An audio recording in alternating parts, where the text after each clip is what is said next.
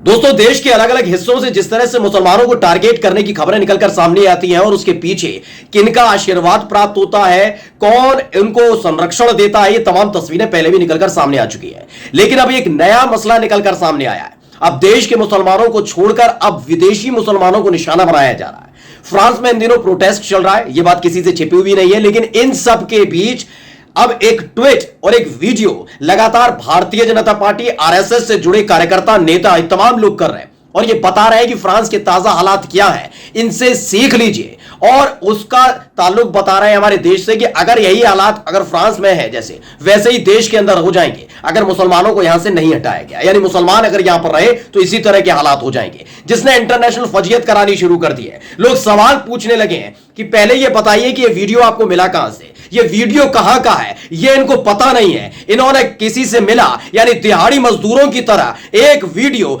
आगे से बढ़ाया गया, इन्होंने भी उसी ट्वीट को रिट्वीट करते हुए बढ़ाना शुरू कर दिया। यानी जहर फैलाने का काम डंके की चोट पर जारी है। नमस्कार, मैं हूं प्रज्वल गौतम और आप देख रहे हैं द कंटाप। आपने तो देखा ही है, कभी हिजाब वाली लड़कियों का पीछा किया जाता रहा, कभी किसी मासूम बच्चे की टोपी खींच ली गई। हरियाणा के मानेसर इलाके में तो कई जगह आपने देखा होगा कि गुंडों का दल गाड़ियों में घूमता रहता है और जो मिलता है मुसलमान उसे पकड़कर गाड़ी में बिठाकर मारते पीटते हैं, दाढ़ी नोच लेते, तमाम चीजें की गई हैं। मस्जिद के ऊपर भगवा झंडा फहरा दिया जाता है, उसी में अपनी जीत मानते हैं। अब इन सब के बीच फ्रांस में एक विद्रोह, एक प्रदर्शन चल रहा है। विद्रोह नहीं, जबकि प्रदर्शन चल रहा है, विरोध प्रदर्शन। वहां की जनता प्रदर्शन कर रही है, बिल्कुल वैसा ही प्रदर्शन समझ लीजिए जैसे 3 कृषि कानून के खिलाफ किसान धरने पर बैठे हुए थे, आंदोलन कर रहे थे और उन्हीं किसानों को ये उपद्रवी, गोदी मीडिया तो उपद्रवी तक बता रही थी, गुंडे, अराजक तो बता रही थी। बिल्कुल वैसा ही एक प्रदर्शन वहां पर भी चल रहा है। लेकिन उस प्रदर्शन से इतर एक पुरानी वीडियो को निकाल लिया। किन लोगों ने, बीजेपी और आरएसएस के लोगों ने, और उस वीडियो को ताजा तस्वीर और ताजा वीडियो बताते हुए उसे सर्कुलेट किया जा रहा है। जो लिखा गया है पहले उसे पढ़ लीजिए और उसके बाद उस पूरी वीडियो की सच्चाई बताने जा रहे हैं, जिससे इनकी हकीकत सामने आ सके कि कैसे मुसलमानों के खिलाफ, कैसे एक धर्म विशेष के खिलाफ ये जहर और गंदगी फैलाने का काम किया करते हैं। देखिए, सबसे पहले हम जो आपको तस्वीर दिखाने जा रहे हैं, यह है मेजर सुरेंद्र पूनिया ने ट्वीट किया है। इसमें आपको नजर आ रहा है एक चौराहे पर एक स्टैच्यू बना हुआ है और इसमें बताया जा रहा है कि फ्रांस में इस तरह का ये प्रोटेस्ट चल रहा है। ये वहां की प्रतीकात्मक मूर्ति है, जैसे हमारे यहाँ ताजमहल है और तमाम जगह है ना, वैसे ही वहां की फ्रांस की एक प्रतीकात्मक मूर्ति है। वहां पर तमाम हजारों की, बहुत तादाद में आप देख रहे होंगे, वीडियो में आपको नजर आ रहे होंगे कि झंडे लहराए जा रहे हैं और इन झंडों को जो लहरा रहे हैं वो वहीं के फ्रांस के नागरिक हैं। इनकी अपनी अपनी मांगे हैं जिसको लेकर ही फ्रांस में लहरा रहे हैं। पेरिस के अंदर इनका ये प्रोग्राम चला कि हम आंदोलन करेंगे और सरकार के खिलाफ विरोध करेंगे। इसे लेकर मेजर सुरेंद्र पूनिया क्या लिखते हैं, this is Republic square Paris. उन्होंने बताया ये रिपब्लिक स्क्वायर है पेरिस का। Refugees crossed French society, France has surrendered. आगे लिखते हैं, हिंदू भाई बहनों आप एक ना रहे तो यहां भी ऐसा ही होगा। हिंदू भाई बहनों, इसका मतलब क्या?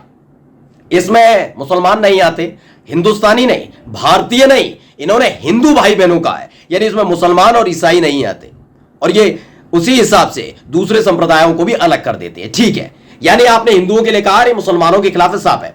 कौन है ये, पहले इनके बारे में पढ़ भी लीजिए। मेजर सुरेंद्र पूनिया अपने आप को लिखते हैं इंडियन सोल्जर, फिजिशियन और आरएसएस, अपने आप को आरएसएस का सदस्य बताते हैं, ये आरएसएस से जुड़े हुए हैं और ये इस तरह की शब्दावली का इस्तेमाल करते हैं, इसलिए हैरान करने की बात नहीं है। अभी सच्चाई सामने आने वाली है दोस्तों, जिसमें यह पता लगेगा ये वीडियो कहां, कैसे और कब का है, जिसके बाद इनकी फजीयत हो गई है। एक और ट्वीट हम आपको दिखाने जा रहे हैं। ये जो ट्वीट किया गया है, ये ट्वीट किया है ऋचा राजपूत जी ने।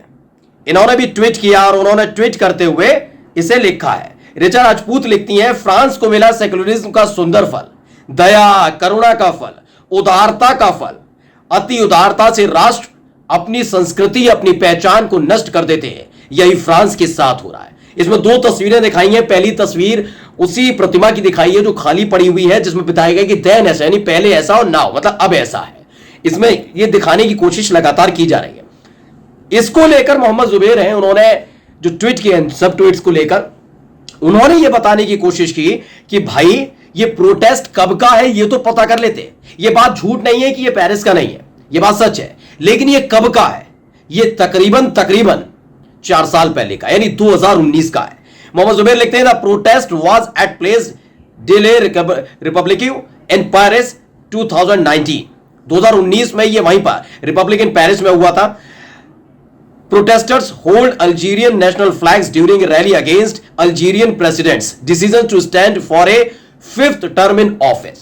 यानी एक अल्जीरियन प्रेसिडेंट वहां पे उस वक्त के जो थे उनके खिलाफ खुद अल्जीरिया के नेशनल फ्लैग लेकर उतर आए थे लोग और उन्होंने प्रोटेस्ट किया था। किसके खिलाफ?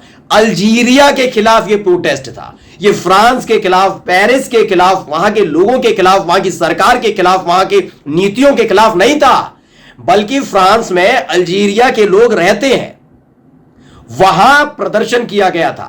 जैसे आपने तमाम जगह देखा होगा कि अगर कोई ऐसी घटना घटती है तो यहां पर भी विरोध दर्ज कराया जाता है, यानी यहां कोई घटना घटती है तो बाहर विरोध दर्ज कराया जाता है। बिल्कुल वैसे ही अल्जीरिया के प्रेसिडेंट के खिलाफ विरोध दर्ज कराते हुए फ्रांस के अंदर, क्योंकि वह अल्जीरिया के नागरिक रहते हैं, उन्होंने 2019 में एक प्रोटेस्ट किया था। और उस प्रोटेस्ट के दौरान की यह तस्वीर है 2019 की, ये सरकार के खिलाफ नहीं थी, फ्रांस के खिलाफ नहीं थी, जिसको लेकर अब जहर फैलाने का काम किया जा रहा है। हम जिन ऋचा राजपूत की बात कर रहे हैं, जिनका जिक्र अभी हमने किया था, जिन्होंने एक लंबा चौड़ा हिंदी में भाषण लिखा, वो है कौन? उनको भी देख लीजिए। वो भारतीय जनता पार्टी से जुड़ी हुई हैं, head social media UP BJP youth wing की हैं, यानी आरएसएस और बीजेपी के ये नेता कार्यकर्ता, आईटी सेल से जुड़े हुए ये तमाम लोग जुट गए हैं कि इस तस्वीर का ज्यादा से ज्यादा इस्तेमाल किया जाए। यानी एक कहीं से चली होगी ये तस्वीर, क्योंकि इनका तो पूरा आईटी सेल बना हुआ है ना, वहां से बढ़ाई गई कि भाई ये इस तरह का वीडियो है और अपनी अपनी जो भावनाएं है, जो अपने अपने विचार है, उस पर निकाल दीजिए, उड़ेल दीजिए, तो लग गए। अब जमकर फजियत हो रही है। सवाल पूछा जा रहा है कि भाई आपको पता भी था ये कि किसके खिलाफ विद्रोह हो रहा है, किसके खिलाफ विरोध किया जा रहा है, प्रदर्शन किया जा रहा है, कब का है? नहीं, हमें इससे लेना देना नहीं है। हमें तो जहर फैलाना है, गंदगी बांटनी है, हमें बताना है कि मुसलमानों से कितनी नफरत करते हैं। वो बात अलग है कि जब मोदी जी जाते हैं विदेश में तो मस्जिद भी जाते हैं और तमाम लोगों से मिलते हैं, लेकिन यहां क्या है? यहां ये बताया जा रहा है कि इस देश को हिंदू राष्ट्र बनाना है और मुसलमानों से कैसे बचाना है। एक एक ट्वीट उठाकर पढ़ लीजिए इस वीडियो के साथ जो संलग्न किया जा रहा है, उसमें मुसलमानों के खिलाफ किस तरह से गंदगी उड़ेली जा रही है, आप समझ जाएंगे। नमस्कार।